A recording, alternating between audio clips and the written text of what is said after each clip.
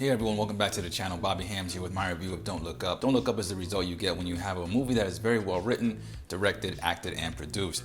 There is a lot of talent in front of and behind the camera, and I think everyone put their best foot forward. It stars Leonardo DiCaprio, Jennifer Lawrence, Meryl Streep, Ron Perlman, Cate Blanchett, Tyler Perry, Jonah Hill, Rob Morgan, Mark Rylance, Himesh Patel, and Michael Chiklis, just to name a few. Heavy hitters all around, but for some reason Ariana Grande and Kid Cudi are also in this. Now they play the roles of two popular music artists who are in a relationship, and social media is all abuzz and enamored with their status as a couple because America loves its celebrities. The parts for the movie make sense.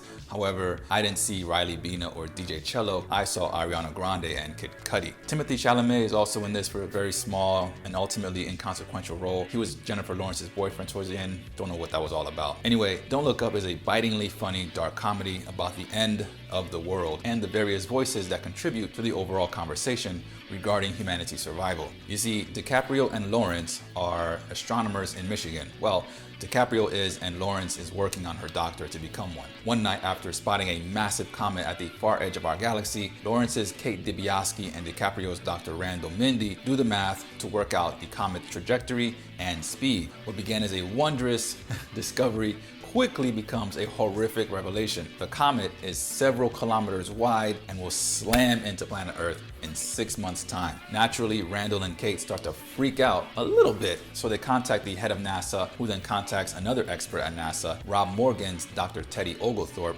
to confirm the math and to start putting together a sort of a brief for the White House. That's around the first 10 minutes of the movie, and I was expecting Don't Look Up to be a serious drama solely based on the fact that I've never seen DiCaprio perform in a straight-up comedy before, which is what I think of when I see Adam McKay's involvement in a project. I mean, he directed Anchorman and a couple other films with Will Ferrell. But once Meryl Streep and Jonah Hill made their debut, the movie let me know it wasn't going to be as straight-laced as I thought. Streep is President Orlean, who is scandal-ridden and maybe not that good of a president. A little like Julia Louis-Dreyfus's Selena Meyer from Veep, but far less clueless and bumbling and funny, honestly. And Hill is Jason Orlean, her not that bright son and chief of staff. Randall and Kate make their case to the president, but because she's worried about negative news impacting the upcoming midterm elections, Orlean opts to just take no action. Since they consider the death of the planet and human species to be sort of important to the continued life of the human species on the planet, at Oglethorpe's direction, Randall and Kate leak their doomsday findings to the media and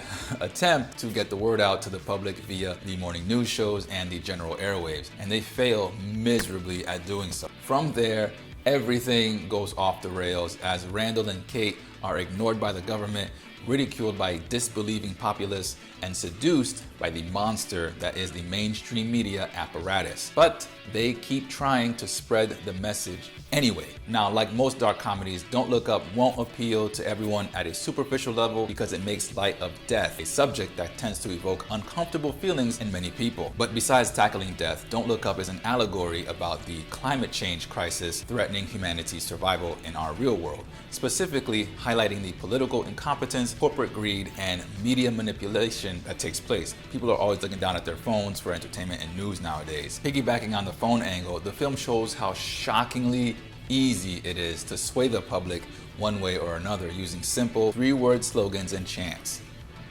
Is that hyperbolic observation? Not really. The movie is pretty close to our own reality. Now, minus the extinction level event stuff, the film is actually quite depressing when you think about it. Depressing, but I really liked it. However, I must mention that I am a major fan of dark comedies such as Dr. Strangelove and Catch-22, MASH, Birdman, Fargo, Brazil, The Cable Guy, Heathers, A Clockwork Orange, The Life of Brian. I'm here for all of that stuff. But like all art, Don't Look Up draws more than a few parallels between its characters and real-world personalities. The depiction of those characters may offend folks who are fans of those real-world personalities, so it's doubtful that Don't Look Up will be everyone's cup of tea. Also, where the planet-killing comet is concerned, the film is most assuredly on the side of science and data, as am I. However, I don't think it did enough to show just how misinformation and disinformation can gain so much traction online. Like, there were 2 or 3 scenes where it showed posts flashing from Twitter, Facebook, or whatever, splashed on screen, and they went by so fast, I honestly couldn't decipher if those were the pro-comet or anti-Comet post, pro-Comet or anti-Comet. Yeah, there are people in this film who are pro-Comet, but in that way, I do think Don't Look Up did a great job of touching on where, how, and for what purpose misinformation and disinformation campaigns are created. Quick tangent here for just a second. As someone who believes in science and math, it blows my mind anytime I see someone online post that they don't believe some aspect of science